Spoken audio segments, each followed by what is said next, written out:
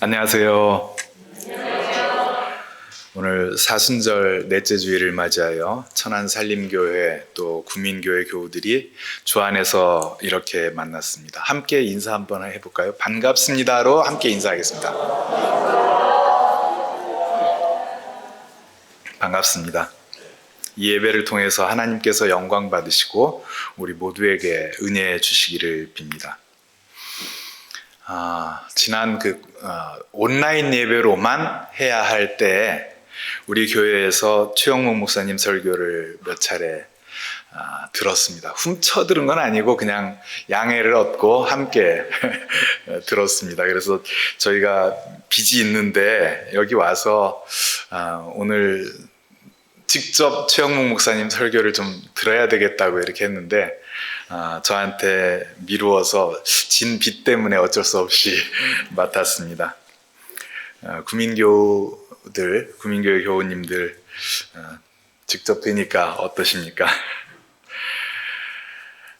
옛날식 표현으로 하면은 이 천안 살림교회 교우들한테는 이런 표현이 될 것 같습니다. 쌀밥만 드시던 분들 이제 보리밥도 드셔봐야 쌀밥 귀한 줄 아십니다. 얼마 전 넷플릭스를 통해서 공개된 나는 신이다 이런 다큐멘터리를 보신 분들이 많이 계실 것 같습니다. 한번 손 들어 보실까요? 보신 분들 반 이상 보신 것 같습니다. 저도 어렴풋하게 알고 있는 내용들이었지만 직접 영상을 통해서 보면서 정말 분개하지 않을 수 없었습니다. 이번 시리즈가 다 충격적이지만 앞권은 역시 JMS 아니었을까 생각합니다. 여기 함께 계시는 우리 허호익 교수님 등이 쓰신 신천지부터 통일교란 책에서 정명석에 대해서 이런 표현을 하십니다. 통일교에서 활동하다가 1975년 문선명의 사명이 끝나고 자신의 사명이 시작됐다고 공인하며 현재의 이른바 기독교 복음선교회를 조직해서 활동했다. 정명석의 주요 교리들, 특히 다음에 소개하는 타락론에서 통일교 원리강론에 나오는 피가름 교리를 모방한 흔적을 또 찾아냅니다. 이렇게 제가 인용합니다. 하와는 아담과 성행위를 함으로써 사단의 피를 전했다. 그리하여 아담과 이브는 하나님의 선한 혈통을 번식시키지 못하고 사단의 악의 혈통을 번식시켰다.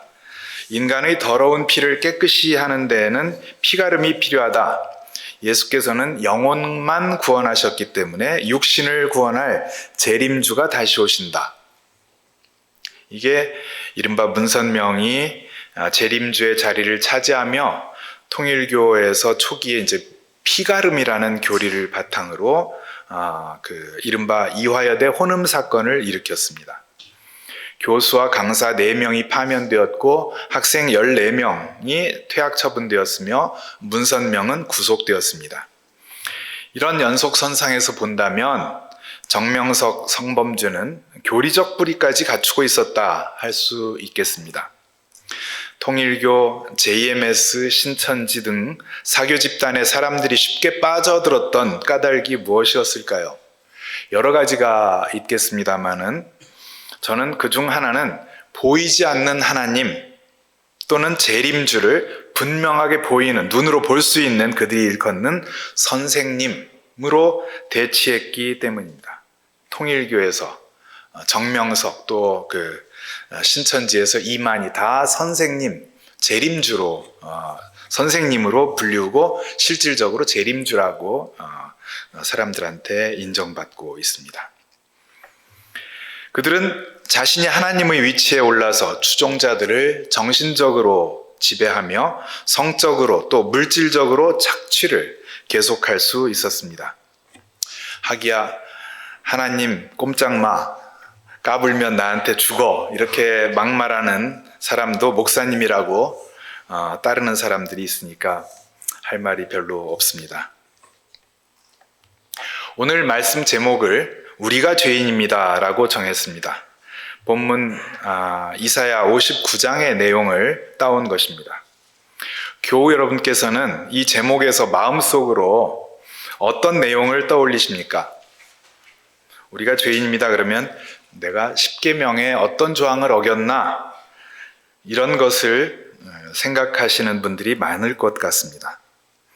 앞서 이단 사이비들에서 보이는 선생님이 보이지 않는 하나님을 대신하는 것을 말씀드렸는데, 이와 비슷하게 죄에 대해서도 마찬가지로 이것이 구체적으로 죄다라며 보이는 죄를 언급하는 일들이 교회 역사 속에서 수없이 등장합니다. 특히 죄를 개인적 영역에만 국한시켜서 목록으로 만들어냅니다. 예를 들어볼까요?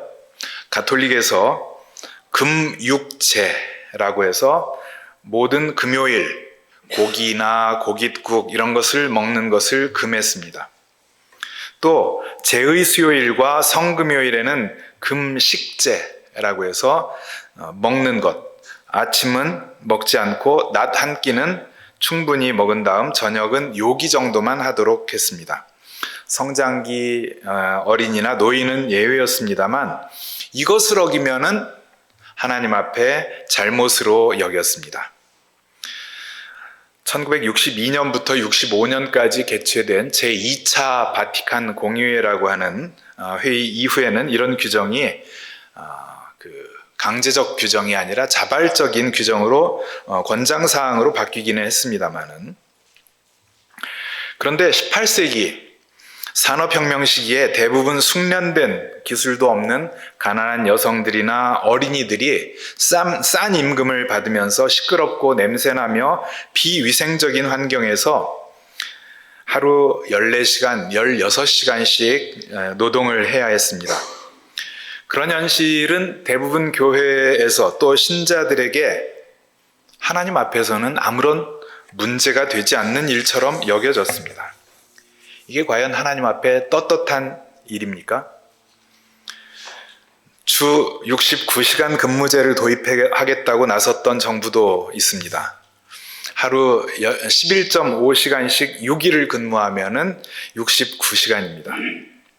그래도 주 120시간에서부터 많이 줄어들었다, 이렇게 위안을 삼아야 할까요? 막스 베버의 프로테스탄티즘의 윤리와 자본주의 정신, 이것을 근거로 깔뱅이죠. 이 깔뱅이 자본주의의 원조라고 생각하는 사람들이 많습니다. 깔뱅은 물질이 모든 사람을 살리는 하나님의 도구이자 은혜라고 생각했습니다. 맞습니다. 하지만 모든 사람을 살리기 위한 공동의 부를 혼자서 독차지하거나 가로채는 것은 모든 사람에게 갈 하나님의 은혜와 생명을 가로채고 도둑질하는 것이라고 가르쳤습니다.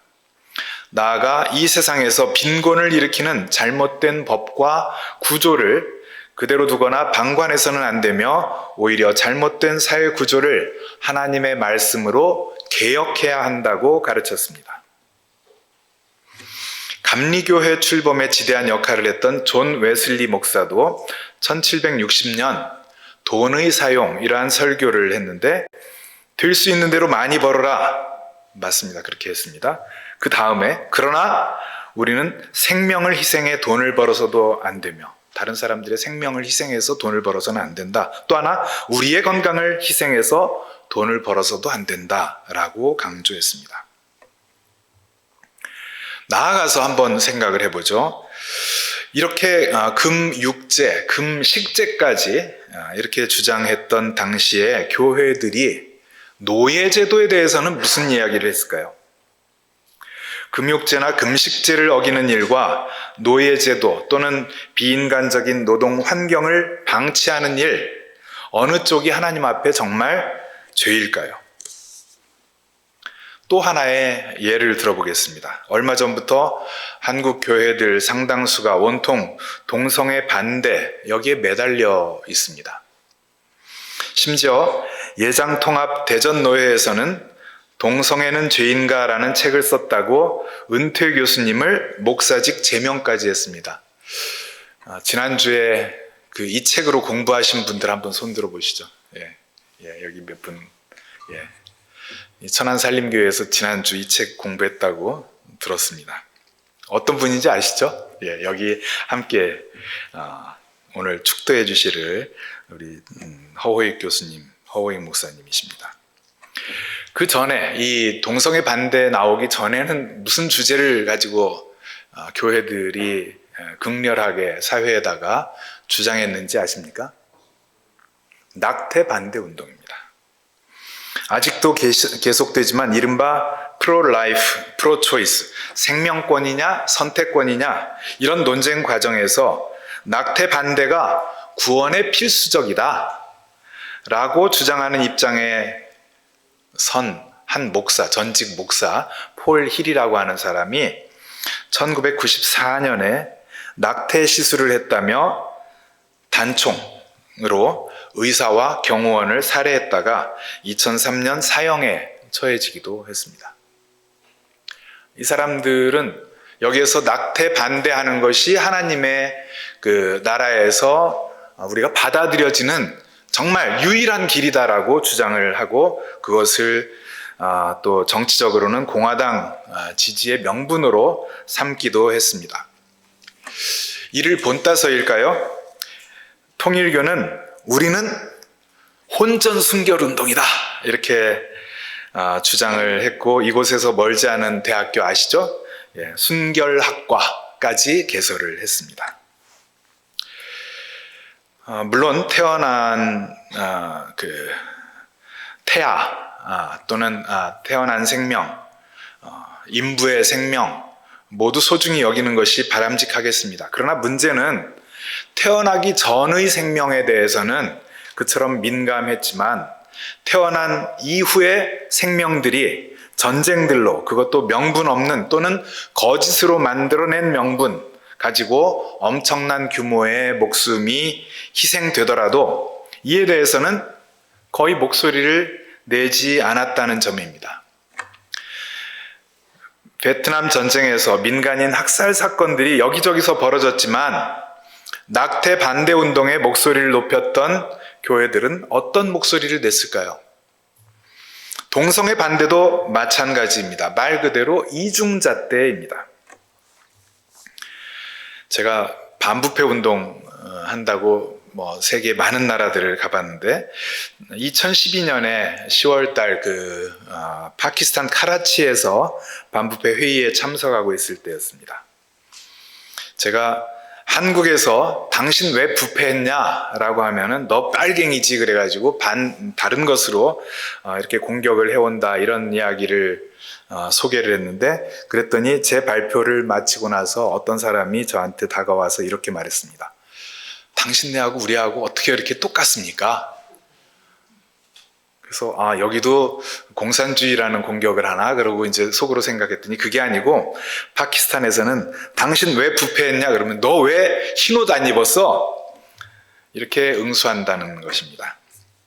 이란에서는 최근의 일들이죠. 히잡을 쓰지 않았다. 이것이 신의 불경으로 해서 사형에 처해지는 일까지도 있었습니다. 근데 히잡을 쓰지 않은 것이 사형에 처해야 할 죄일까요? 제가 신학생 때, 그러니까 이제 50년 가까이 되는 이야기입니다만은 어떤 부흥사가 교회 집회에 초청을 받아와서 어떤 하사관 부부의 이야기를 간증 삼아 소개했습니다. 우리 구민교회 교우들은 이미 들은 내용이죠. 그 가정은 11조 바치기 전에도 아이들이 많아서 생활비가 모자라 빚이 늘어가는 형편이었는데 목사님이 설교를 통해서 11조를 안 바치면 하나님 것 도둑질하는 거다. 11조를 바쳐야 축복을 받는다. 라고 하는 설교를 듣고 고민에 빠졌습니다. 그래서 그 집사님 부부가 사람한테는 어차피 빚 지는 거는 마찬가지인데 하나님 몫인 11조는 바치자 이렇게 해서 이제 결단을 하고 11조를 내기 시작했습니다. 첫 번째 11조를 바치고 나서 하사관이 인사계로 발령이 났습니다. 그래서 그동안 진 빚을 다 갚고 집을 2채 장만할 수 있었습니다. 어떻게 나이 많이 드신 분들한테 여쭤보세요. 평생 일 안 해도 먹고 살 만큼 이제 됐으니까 2년 지나서 내게 준 축복이 이 정도면 족하냐 이렇게 해서 다른 보직으로 발령났다 이런 이야기였습니다. 이처럼 11조를 내면 축복을 받습니다. 그러니까 모든 교우들이 아멘 큰 소리로 이렇게 믿으시면 아멘 하시오에 함부로 아멘 하는 거 아닙니다. 예. 이것도 오래전 얘기입니다만은 어떤 장로님이 2천만 원인가 뇌물을 좀 높은 공직에 있었는데 뇌물을 받아서 검찰에 불려갔습니다. 그 돈 어디에 썼냐 이렇게 추궁을 하니까 자랑스럽게 200만 원은 교회에 헌금으로 11조를 바쳤습니다. 이런 이야기를 저도 들었거든요. 교회에서 이런 분에 대해서는 아무런 문제가 없습니다. 하지만 같은 노예에서 어떤 목사님은 주초 문제, 술, 담배 문제로 교회에서 쫓겨납니다. 술이나 담배에 대해서는 매우 민감한 한국 교회가 가톨릭에서 문제되던 금육제, 금식제에 대해서 또는 앞에 말씀드렸던 미국 교회에서 이야기하는 낙태 반대 운동 이런 거에 대해서는 대범합니다. 그렇지만 반대로 주초 문제에 대해서는 가톨릭은 대범하고 또 한국 교회는 또 매우 민감하게 반응합니다. 과연 무엇이 하나님 앞에 죄입니까? 교인들 상당수는 마치 개인이 형법의 조항을 어기는 범죄, 크라임이죠. 이것을 교회에서 말하는 죄, sin, 이것과 서로 혼동하고 착각하는 경우가 많습니다. 아니면 그냥 아담과 하와가 죄를 지었으니까 우리도 그 원죄를 타고났다 이렇게 교리적으로 인정을 하긴 하는데 교리는 교리고 실제로는 우리는 아무런 죄가 없는 것처럼 떳떳하다 이런 생각을 하는 경우도 많을 것입니다. 하지만 죄는 개인적 차원뿐만 아니라 사회적 차원이 있습니다. 오늘 제3 이사야를 통해 확인할 수 있는 깨우침이 바로 이것입니다. 본문에서 백성들이 이렇게 죄를 자백합니다. 59장 9절 공평이 우리에게서 멀고 공의가 우리에게 미치지 못한다. 그리고 하나님 앞에 고백합니다.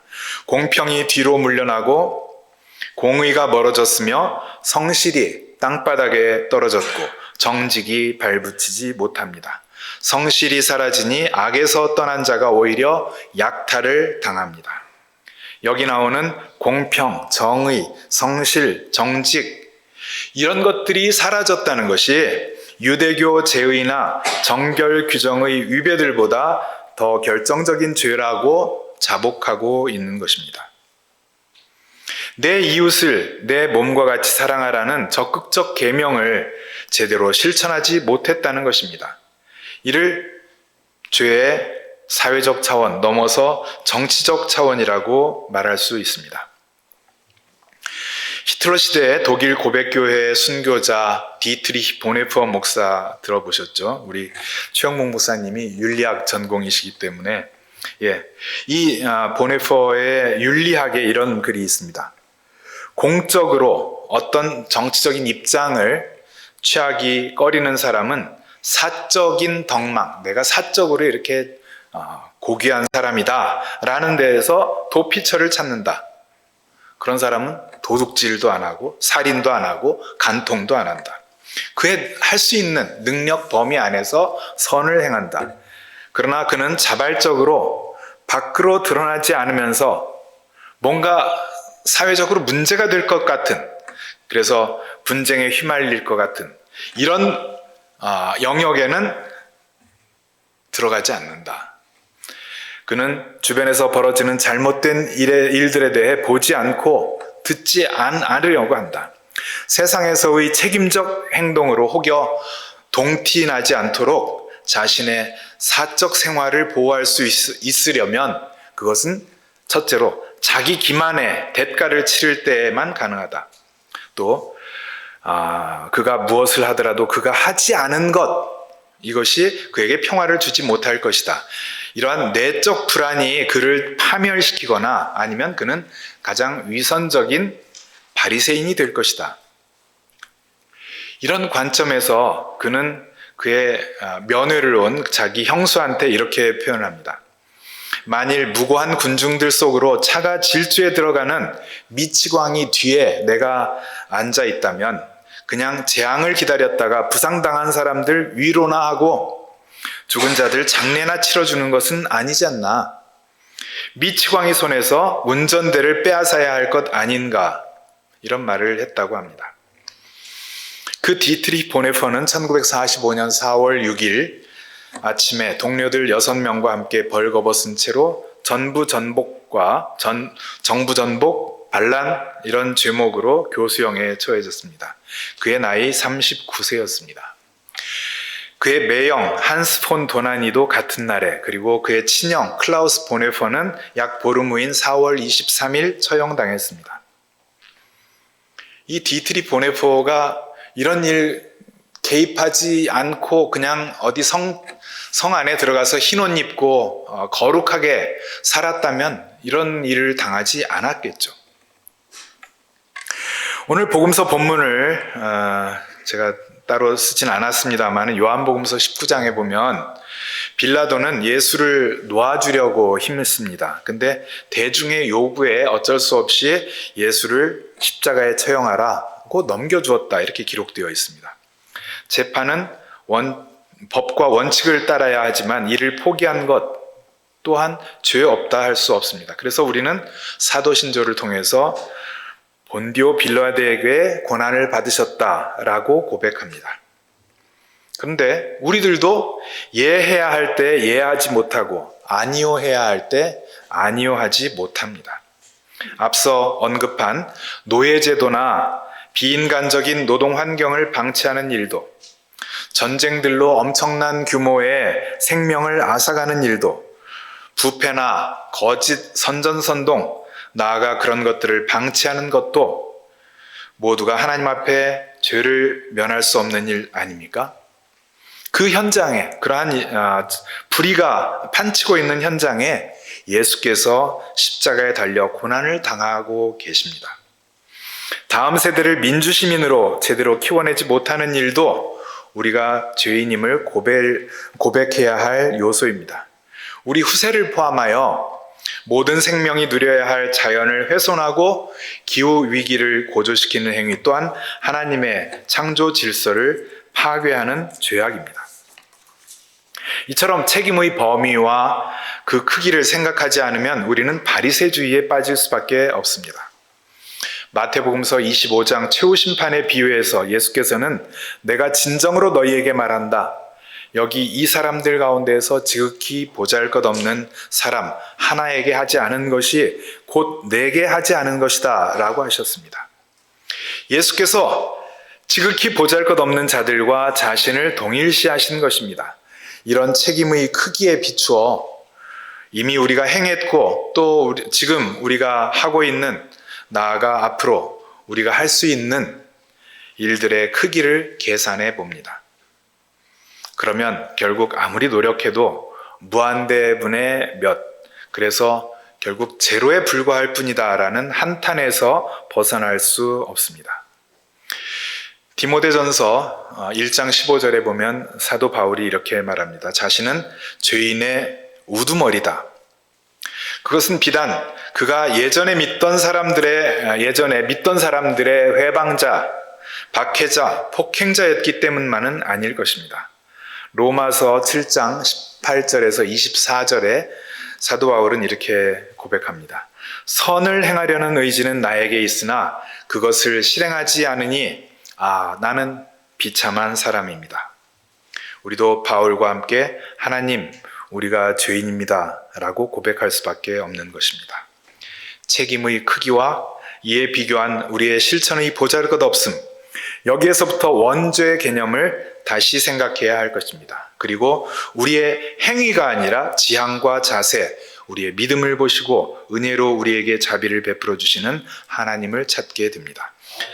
나아가 우리가 감당해야 할 무한대의 이웃사랑이 그 책임에 비해서 찔끔 실천하고 그저 마음만 있는 우리 모두가 죄인입니다. 우리 한 사람 한 사람이 하나님 앞에 부족함 투성이입니다. 뿐만 아니라 공평, 정의, 성실, 정직을 찾기 어려운 것이 지금 우리 한국 사회와 세계의 모습입니다. 주님 앞에 우리가 죄인입니다 라고 고백하는 이스라엘 백성들처럼 우리 모두가 또 이 사회가 깊이 참회하고 거듭나는 사순절기가 되도록 기도하며 행진해 나갑시다. 이러한 우리 모두에게 하나님께서 정의, 평화, 생명으로 부활의 승리라는 희망으로 함께 해 주실 것입니다. 아멘.